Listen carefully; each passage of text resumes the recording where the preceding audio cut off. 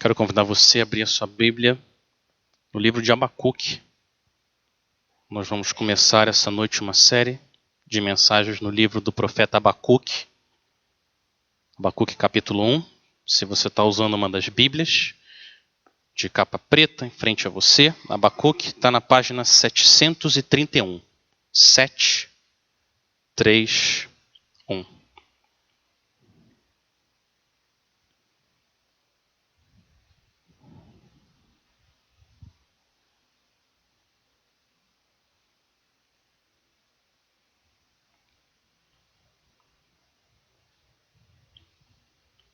Abacuque, capítulo 1, a partir do versículo 1, assim diz a palavra do Senhor.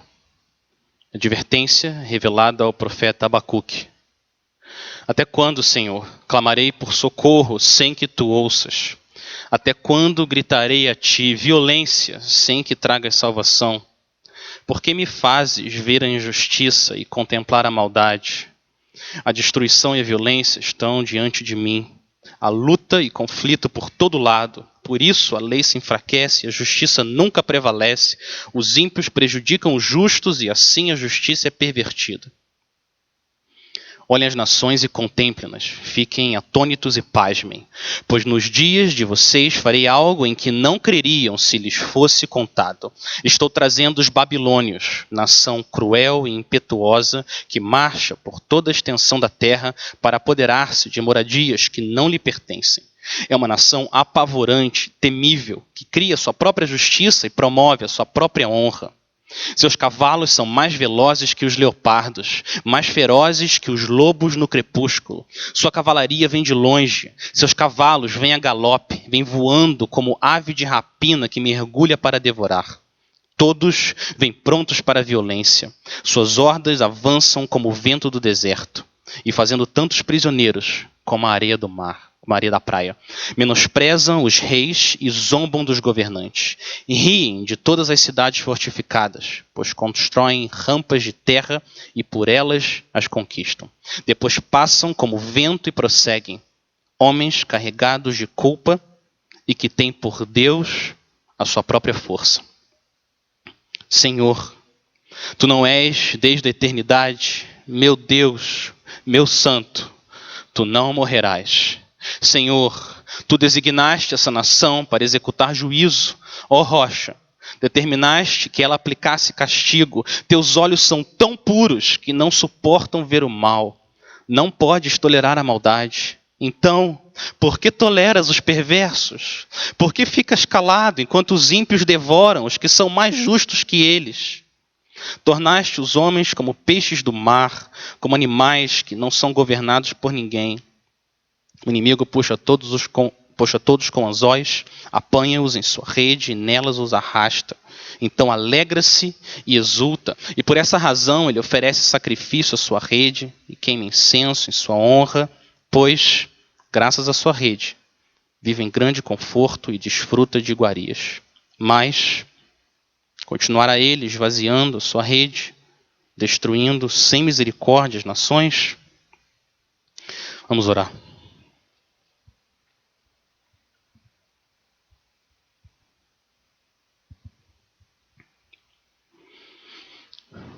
Pai, muitas vezes a gente fica confuso, com medo, tristes, preocupados. A gente muitas vezes não sabe como lidar com tudo isso, Pai, no nosso coração. A gente quer pedir que o Senhor, essa noite, use a Tua palavra com poder para nos ensinar a andar pela fé, com esperança no Senhor. Que a gente saiba lidar, Pai, com o pecado, a injustiça à nossa volta e também dentro de nós. Nos ensina, Pai, e nos ajuda a trazer glória ao Teu nome, mesmo em meio às lutas dentro de nós. A gente pede isso no nome do nosso Senhor e Salvador Jesus. Amém. Amém. O livro do profeta Abacuque é um livro diferente. Em geral, quando a gente pensa no profeta, a gente imagina aquele homem de barba longa, uma roupa simples, em praça pública, ouvindo a palavra do Senhor e proclamando essa palavra para o povo de Deus. Essa é a imagem geral que a gente tem de profeta. Mas o livro de Abacuque é diferente. Abacuque não está em público, pregando para o povo de Deus.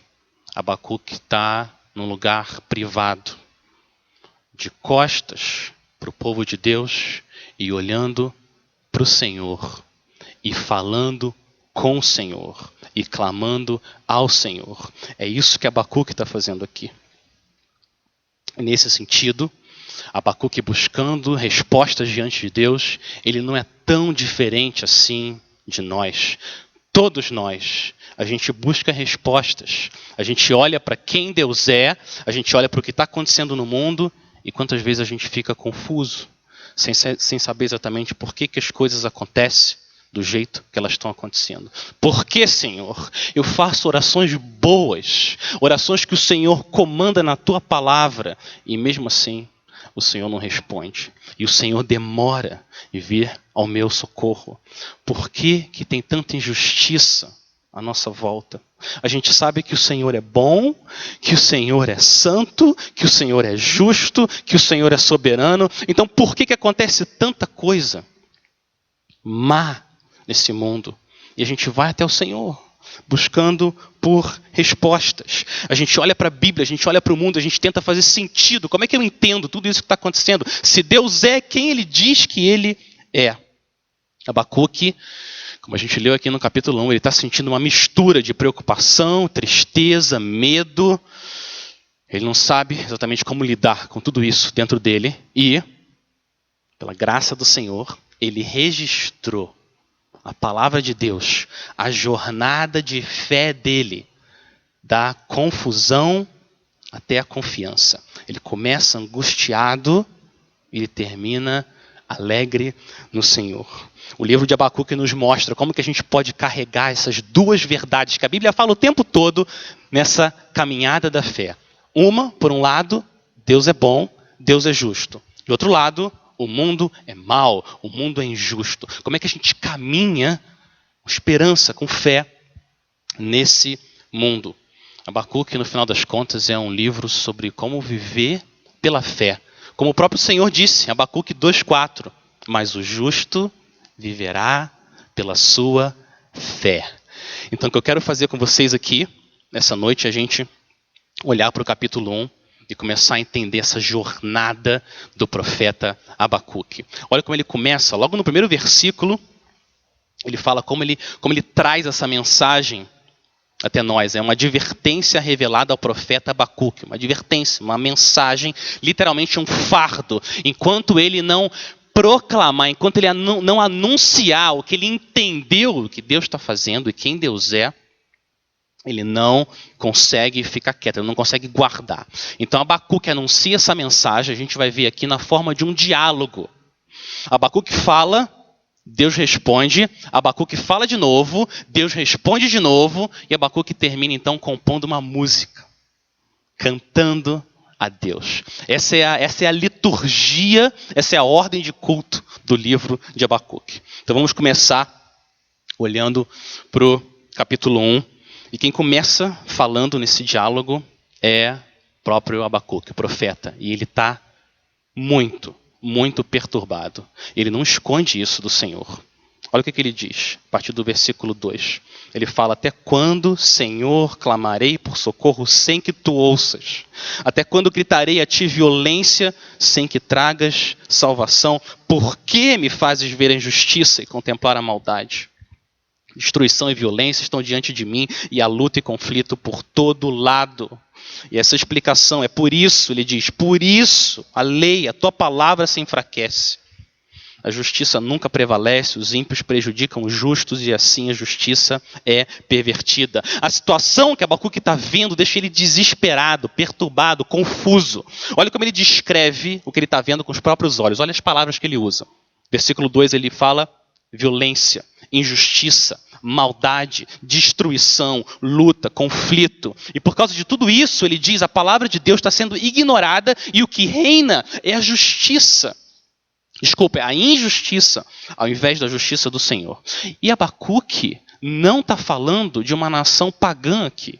Abacuque está descrevendo como que a vida do povo de Deus está acontecendo. Ele está falando de Judá. Ele está descrevendo o povo escolhido do Senhor, o povo que recebeu a lei, o povo que recebeu as alianças, as promessas de Deus. Esse povo que deveria representar o caráter de Deus, representar a justiça e a bondade de Deus. Esse povo está representando a injustiça e a maldade. E isso deixa Abacuque confuso. A situação é terrível aos olhos do profeta. Ele está proclamando 600 anos antes de Cristo. E um pouco antes de toda a nação de Israel, das 12 tribos, 10 tribos, das 12, 10 já tinham ido para o exílio. Já tinham sido engolidas pelo Império Assírio. E agora sobraram só 2. E essas 2 tribos que sobraram, o Reino do Sul, está indo para o mesmo caminho. E isso deixa o profeta, o homem de Deus, desesperado.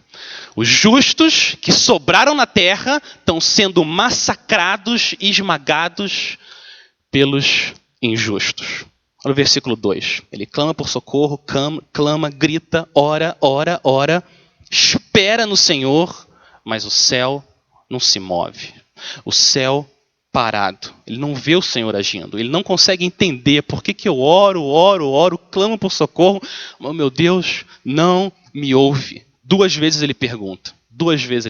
Até quando, Senhor? Até quando, Senhor?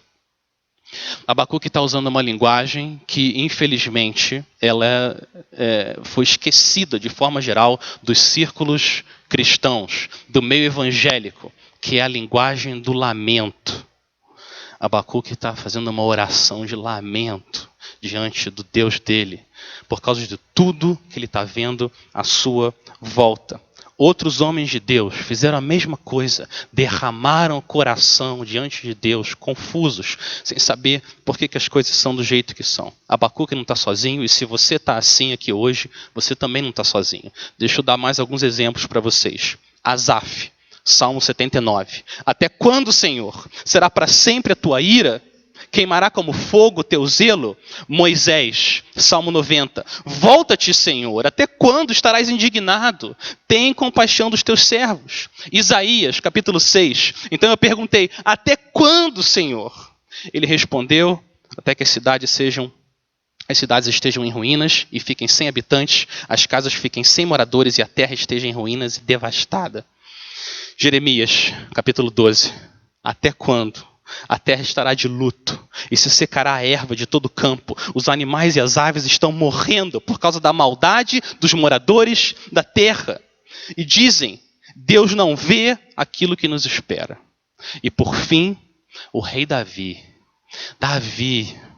um homem segundo o coração de Deus, ele se sentiu esquecido pelo Senhor dele. Salmo 13. Olha o que Davi fala. 4 vezes. Até quando, Senhor, te esquecerás de mim? Será para sempre? Até quando esconderás de mim o teu rosto? Até quando estarei relutando em minha alma com tristeza no coração cada dia? Até quando o meu inimigo se exaltará sobre mim? Até quando? A nossa experiência de confusão, luta para acreditar, preocupação, tristeza, essa não é uma experiência estranha à Bíblia e estranha aos homens e às mulheres de Deus. Isso faz parte da nossa vida aqui. Em algum momento, a gente enfrenta esse tipo de situação. E o que o Senhor está fazendo aqui, Ele está nos ensinando, através de Abacuque, como que a nossa fé sobrevive num mundo tenebroso e injusto antes de Jesus voltar. Essa é a linguagem da oração de lamento. Como que a gente lida com milhares e milhares de pessoas que morrem no trânsito porque alguém ficou bêbado e pegou o carro e matou famílias. E você junta isso, milhares de bebês que são mortos ainda no ventre das mães por causa de um aborto. E você junta isso, as pessoas que a gente ama e que a gente ora para o Senhor salvar elas, e a gente ora, E elas continuam rejeitando ao Senhor. E você soma isso, a injustiça no trabalho, de gente que mente e se dá bem, e as pessoas honestas ficam para trás. Como que a gente lida com tudo isso? Você abre a internet, você lê de um homem branco, racista, que entra no Walmart, entra numa loja, e as pessoas fazendo compra lá. E ele resolve matar 22 pessoas, só porque eles eram latinos, mexicanos, e acha que está atrapalhando o país dele, os Estados Unidos. Ele vai e mata todo mundo. Gente que foi para fazer compra e achou que ia voltar com uma sacola para casa, e são assassinadas. Como que a gente lida com toda essa maldade no mundo? Políticos corruptos que constroem mansões enquanto o povo de Deus morre numa cama de hospital no corredor. E como a gente orou aqui, cristãos, gente que ama o Senhor, dá a vida pelo Senhor, é perseguida, enquanto gente que ignora Deus prospera. Como a gente lida com tanta injustiça, tanta maldade nesse mundo? Muita injustiça, muita maldade. E no fundo, todos nós aqui, até os que não são cristãos, eles sabem, tem alguma coisa errada com esse mundo. Não está certo isso. Não faz sentido. Talvez você tenha visto isso. Algumas semanas atrás, duas mulheres que se consideravam casadas, uma companheira da outra, elas pegaram o filho de uma delas, mutilaram o filho, mataram ele, uma criança de 9 anos. 9 anos. Colocam ele numa mala para se desfazer de uma criança que estava impedindo os planos delas de viver duas mulheres juntas. Como você lida com isso? Como? O seu coração, quando você lê uma notícia dessas, o que você faz? A gente faz igual Abacuque. A gente grita, Senhor, violência, isso é injusto, isso é maldade. Como que os teus olhos contemplam uma coisa dessa e não faz nada? A Bíblia nos dá uma linguagem para a gente lidar com isso. Essa linguagem se chama o lamento cristão. É isso que Abacuque está fazendo aqui. Agora, lamentar é diferente de reclamar. Uma coisa é você lamentar para Deus, uma coisa diferente é você reclamar de Deus. Isso é muito, muito importante. E a questão aqui, eu não estou nem falando tanto da palavra em si. Se a gente usa a palavra lamento, ou queixa, ou reclamação, a questão importante é que é o nosso coração diante do Senhor. A Bíblia é clara que a gente não deve reclamar, murmurar ao Senhor. A murmuração, ela nasce de um coração que tem uma visão errada de Deus. Nasce de um coração que diz que Deus não está sendo bom comigo, eu merecia ser tratado assim, e Deus não está fazendo isso. E a gente reclama. Isso é um sinal de orgulho e ingratidão. A gente exigir alguma coisa de Deus. E o Senhor, é claro, ele reprova isso. Olha, por exemplo, 1 Coríntios 10:10, Paulo usando o exemplo de Israel no deserto. E Paulo falando para a gente, não façam a mesma coisa que eles fizeram. 1 Coríntios 10:10, não fiquem murmurando, como alguns deles murmuraram e foram destruídos pelo exterminador. Murmuração e reclamação, o Senhor rejeita. Mas, o Senhor nos ensina, nos dá uma linguagem para a gente falar da dor que está no nosso coração, do nosso sofrimento. Ele nos ajuda a gente a expressar a nossa dor, mesmo em meio à confusão, a gente ser honesto, real, com o que realmente está passando dentro de nós. Mas a gente faz isso com humildade, com reverência. A gente sabe diante de quem a gente está falando, diante de quem a gente está dobrando os joelhos e orando. Existe uma diferença enorme entre um filho que abre a porta do quarto do pai, chutando, e chega para o pai e diz, eu exijo uma resposta sua, faz alguma coisa sobre isso, e grita com o pai. Isso é algo que o Senhor não aprova. Mas é diferente de um filho que chega na porta do quarto, bate ali na porta, abre a porta, pai, eu estou muito angustiado e confuso, a gente pode conversar? E vai até o pai e senta do lado da cama e fala, pai, chorando, Pai, por que as coisas estão assim? Pai, por que está acontecendo tanta coisa terrível na nossa vida? É diferente a atitude do coração em colocar a queixa, a reclamação diante do Senhor. A primeira atitude, Deus reprova. A segunda atitude, Deus recebe. Porque Deus resiste aos soberbos, contudo, aos humildes, o que Ele faz? Ele concede a sua graça. Deus nos ouve. Ele é um Pai misericordioso. Ele promete nunca desprezar um coração quebrantado e um espírito contrito diante dele. Esse é o nosso Pai. Olha o que Deus disse para os pobres em Israel. Êxodo 22, 27. O Senhor falando para o seu povo. Quando clamar a mim, eu o ouvirei, porque sou misericordioso.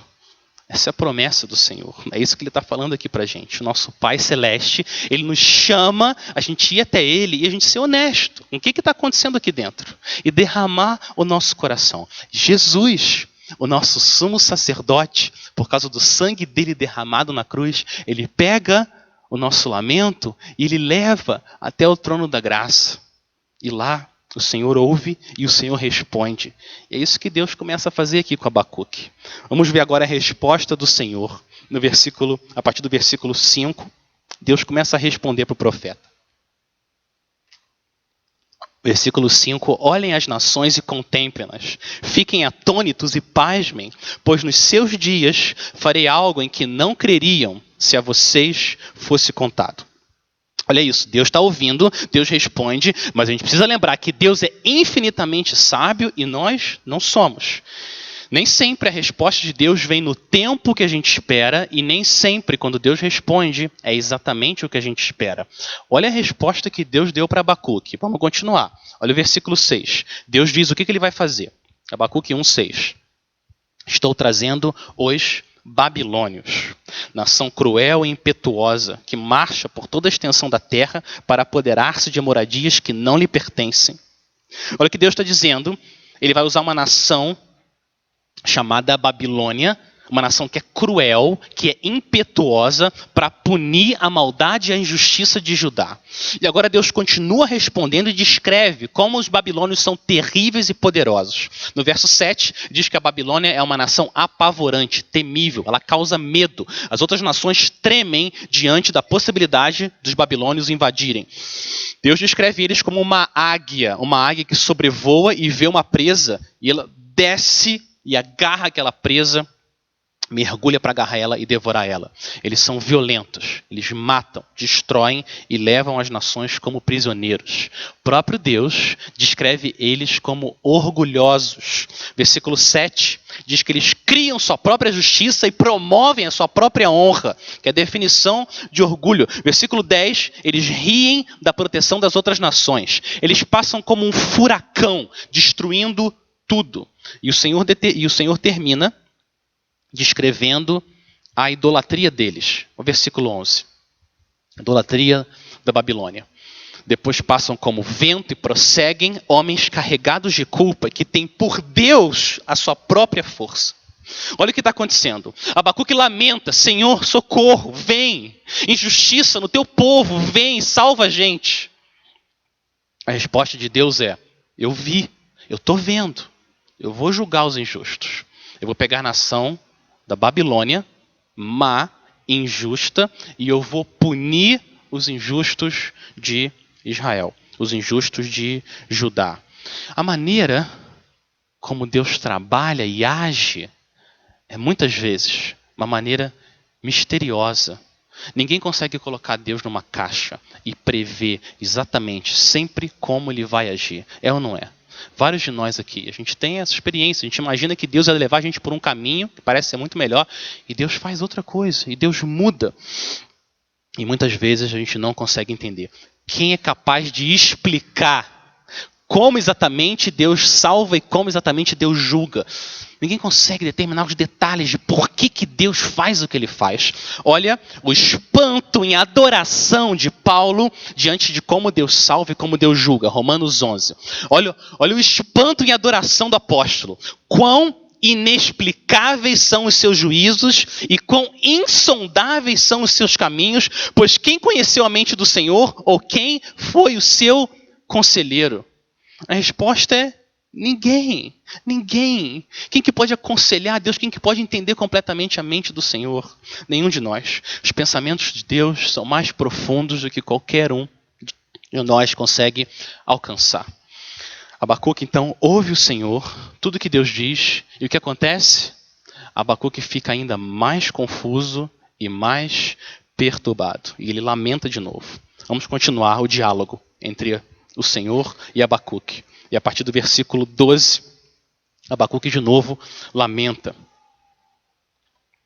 Versículo 12, Senhor, tu não és desde a eternidade, meu Deus, meu santo, tu não morrerás. Senhor, tu designaste essa nação para executar juízo, ó rocha, determinaste que ela aplicasse castigo.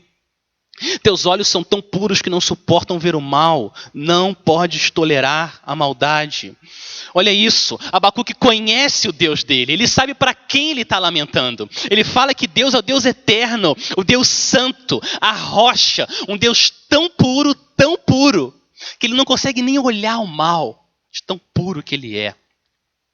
Abacuque sabe para quem que ele está orando. Ele conhece o Deus dele. Quem que lamenta desse jeito é quem realmente conhece quem é o Senhor.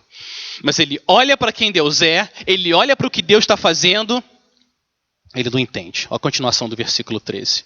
Em muitas perguntas, ele pergunta para o Senhor, então, por que toleras os perversos? Por que ficas calado enquanto os ímpios devoram os que são mais justos que eles? Abacuque não esperava por isso. Por quê? Porque Judá está sendo injusta, mas a Babilônia é pior. A Babilônia é pior. E Deus está dizendo que vai pegar uma nação pior, mais injusta, para julgar a injustiça de Judá. É como se a gente estivesse clamando ao Senhor para vir agir na injustiça do nosso país e Deus dissesse para a gente, povo de Deus, eu vou fazer o seguinte, eu vou pegar o exército da Coreia do Norte, o exército da China, comunistas, eu vou usar eles para julgar o Brasil.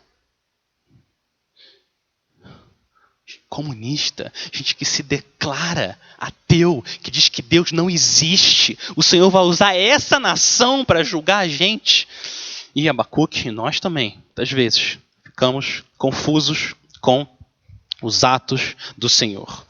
Do versículo 14, continua até o versículo 16, Abacuque descreve a maldade dos babilônios como se fosse um pescador. Ele usa a imagem do pescador jogando anzóis e puxando o povo de Deus, colocando o povo numa rede morto e celebrando a vitória em cima do povo do Senhor. Eles estão ali na beira do mar, comendo, celebrando, oferecendo sacrifícios a falsos deuses por causa do que Deus está fazendo. Deus está enviando essa própria nação. Ele disse antes de acontecer que Deus está enviando essa nação para julgar o seu próprio povo. E o capítulo termina com mais uma pergunta do profeta ao seu Deus santo. Versículo 17. Mas continuará ele, Babilônia, esse povo mau, continuará ele esvaziando a sua rede, destruindo sem misericórdia as nações. Até quando, Senhor? Os injustos vão prevalecer, destruir o teu povo, a tua nação. O Senhor é um Deus justo, bom e soberano, e esse mundo está cheio de maldade e injustiça. Senhor, eu não consigo entender como que essas coisas podem acontecer. Semana que vem, se Deus quiser, a gente vai ver a resposta do Senhor para essas perguntas do profeta. E na outra semana, se Deus assim permitir, a gente vai ver o que a palavra do Senhor e a resposta do Senhor fez no coração de Abacuque. Mas o que eu quero fazer com vocês aqui, hoje, a gente terminar nossa meditação de Abacuque 1, tentando aplicar e abraçar essa importante realidade do sofrimento, da dor no nosso coração e como a gente pode lamentar diante do Senhor. Como é que eu lido com a dor dentro do meu coração? Primeiro, quero lembrar você o seguinte: se você se sente confuso, triste, não consegue entender por que Deus faz o que Ele está fazendo, Eu quero de novo lembrar você que você não está sozinho e Deus nos dá uma linguagem para a gente expressar isso diante dele. Esse é o lamento e é isso que Abacuque está fazendo aqui. Você sabia que 1/3 dos salmos, 1/3 dos salmos, de alguma forma, lida com lamento? 1/3 das orações, das músicas da palavra de Deus. A Bíblia tem um livro dedicado à lamentação, que a gente está ouvindo aqui no culto, no começo, a gente ouviu no meio, a gente vai terminar o nosso culto também, lendo mais uma porção desse livro. O livro se chama Lamentações, de Jeremias. A palavra de Deus é a prova que a gente não tem que ficar em silêncio, a gente não tem que esconder a nossa dor. O Senhor nos chama a gente lamentar diante dele em oração. O lamento cristão é algo santo. 2 provas disso. Primeiro, Apocalipse 6, a gente lê os santos do Senhor, aqueles que foram mortos por causa da fé em Cristo. Olha o que eles estão lá no céu fazendo. Olha isso. Até quando, ó soberano Senhor, santo e verdadeiro, não julgas nem vingas o nosso sangue dos que habitam sobre a terra? Olha isso. Povo de Deus que está no céu, estão livres do pecado, eles estão lá diante do Senhor clamando, pedindo para o Senhor agir, lamentando a maldade que está aqui nesse mundo. E a segunda prova que o lamento cristão é bom e santo é que o Senhor Jesus, Filho de Deus, sem pecado, ele lamentou. Filho de Deus, próprio Deus em carne, lamentou diante do Pai. Ele sabia o que é sofrimento. Isaías 53 descreve o Senhor Jesus como um homem de dores e experimentado no sofrimento. Jesus, diante da morte do seu amigo Lázaro, fez o quê? Jesus chorou. Ele lamentou no jardim do Getsêmani: Senhor, afasta de mim esse cálice. E o Filho de Deus, pregado na cruz, de novo lamentou. Ele usou um salmo, o Salmo 22, para lamentar a Deus. Vocês lembram? Deus meu, por que me desamparaste? O Senhor Jesus também lamentou diante do nosso Pai. E por que Jesus fez isso? Jesus lamentou porque Jesus é perfeito. Essa é a resposta esperada de um coração santo diante da dor e do sofrimento. Lamentar diante do Senhor. Segunda questão importantíssima para a gente abraçar essa realidade do lamento. O lamento é a saída para a gente ir contra a tentação da gente ficar amargo e com raiva de Deus. Todos nós, a gente é tentado a isso, porque a gente tem uma expectativa e muitas vezes o Senhor conduz a vida de uma forma diferente.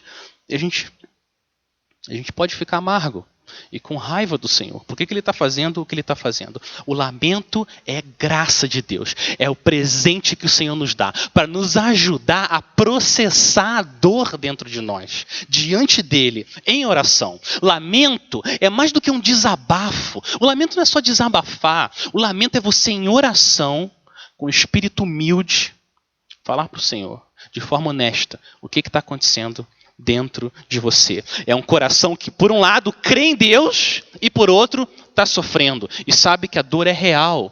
Esse mundo é mau e injusto. Isso que é o lamento. A gente não precisa nem se desesperar e a gente não precisa nem fingir que não está acontecendo nada. A gente fica no lugar que Deus chamou a gente para ficar. Joelhos, lamentando ao nosso Deus. Lamentando. Por que as coisas são do jeito que são? Não entendo, Senhor. O Senhor é bom, o Senhor é santo. Eu lembro, uns anos atrás, eu fui num velório de uma amiga. O marido dela tinha acabado de falecer. E a gente foi lá no velório. E ela estava o tempo todo... Acabou de se tornar viúva. O tempo todo rindo, assim, sorrindo. E meio que tentando dar a impressão que estava tudo bem. E foi uma experiência muito estranha. Porque não é normal, num velório, a gente ficar sorrindo. Parte de uma reação santa num velório é tristeza. A Bíblia coloca a morte como um inimigo, e esse inimigo está vivo.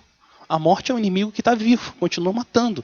E a gente lamenta diante do estrago, as consequências do pecado nesse mundo. Esse é o esperado. É claro que os nossos velórios, eu espero, tenham sempre um ar de esperança. Porque se você está em Cristo, você passou da morte para a vida. E a morte é um portal para você estar na presença do Senhor. É claro, a gente carrega a esperança também. Mas junto com a esperança, a gente também carrega uma tristeza, um lamento. O Senhor Jesus chorou diante da morte. A gente também deve ficar triste diante da realidade. Isso não é falta de fé. Meus irmãos, isso não é falta de fé. Isso é a resposta certa diante da realidade da morte. A gente precisa de sabedoria do Senhor para saber responder de uma forma que agrada a Ele até o dia que a morte não vai mais existir. Terceiro encorajamento que eu tenho para você diante do lamento cristão: a gente tem que ajudar um ao outro. Eu preciso de vocês, vocês precisam uns dos outros, nós precisamos uns dos outros, para a gente lamentar de uma maneira que agrada ao Senhor. O problema é que a gente fica desconfortável, é ou não é? Quando uma pessoa está sofrendo, você chega na casa de alguém, a pessoa não para de chorar, é difícil a gente lidar com isso. A gente não fica muito confortável. E às vezes, até por boa intenção, às vezes a gente quer falar coisas muito rápido, e a gente quer confortar, mas acaba usando palavras que não ajudam. Se tem alguém sofrendo e a gente corre e fala: não fica assim, Deus vai usar isso, todas as coisas cooperam para o bem daqueles que amam a Deus. Não. É verdade que todas as coisas cooperam para o bem que amam a Deus, é verdade isso, e tem momentos da gente falar isso sim, mas muitas vezes o que a gente precisa é chorar com os que choram, dizer eu sinto muito, e você dá um abraço. E você, se tiver a oportunidade, ora um salmo de lamento. Mas a gente tem que dar liberdade para as pessoas lamentarem também. E passarem por esse processo de lamento. A gente quer encorajar elas. A gente não quer que ninguém fique numa posição de tristeza e confusão. Mas isso é um processo. A gente tem que ajudar uns aos outros a lamentar diante do Senhor. Isso é importante. Pedir ao Senhor sabedoria e saber como a gente lida com o sofrimento dos outros, sem querer diminuir e ignorar a dor dos nossos irmãos e irmãs amados e das outras pessoas também. Por último, para terminar, eu quero animar todos nós a gente fazer o que a gente está fazendo aqui nesse culto. A gente incluir o lamento como parte da nossa adoração coletiva, congregacional, a gente cantar músicas também que expressam o nosso lamento ao Senhor, como Perdoa-me, Senhor, músicas que são elas tristes, que demonstram a parte dos sentimentos que nós temos. Se a gente só canta músicas que celebram, músicas de triunfo, o que a gente tem que cantar sim, porque Jesus venceu a morte, a gente tem muito o que celebrar, mas nesse mundo a gente também sofre e fica triste. É egoísmo da nossa parte a gente não ter músicas ou partes do nosso culto em que a gente pode ajudar pessoas que vêm aqui e conseguem com essas músicas expressar o que realmente está no coração delas. Não se sentir culpada porque está sofrendo e com dor. Então, de novo, a gente tem que celebrar. Tem que se alegrar no Senhor, sim. Mas parte da nossa experiência aqui nesse mundo é também lamentar, experimentar a dor e fazer isso, expressar isso diante do Senhor. Lamentar é também adorar. O lamento é uma expressão de adoração ao nosso Deus. Olha o que a Elizabeth Elliot, a esposa de um missionário chamado Jim Elliot, ele foi para o Equador para pregar o evangelho para uma tribo lá no Equador, e ele chegou lá e eles mataram ele e os amigos dele. O Jim acabou morrendo, tentando levar o evangelho para essa tribo. Olha o que a esposa dele disse sobre a fé. Olha o que ela falou: a fé, abre aspas, a fé não elimina as perguntas. A fé sabe para onde levar as perguntas. É isso que a fé faz. A gente continua com muitas perguntas, mas a gente sabe agora, nós que estamos em Cristo, a gente sabe para onde a gente tem que ir. Para onde que a gente leva as perguntas? Para o trono da graça, para o Senhor, o nosso Deus. Ele lida com as nossas perguntas. Ele é um Pai misericordioso, paciente, amoroso. Ele nos ouve e Ele responde. É para lá que a gente vai. Então eu quero lembrar vocês, meus irmãos amados, nesse dia dos pais, que por causa da sua fé em Cristo, se você está em Cristo, você tem esse Deus santo, esse Deus eterno, esse Deus todo-poderoso, soberano, você tem Ele como seu Pai, o seu Pai misericordioso, que você pode sentar do lado e abrir o seu coração e derramar o seu coração e ser honesto, real com as suas lutas e levar as suas queixas para Ele. Um dia, nossa nuvem de confusão aqui, nessa vida, vai ser completamente dissipada.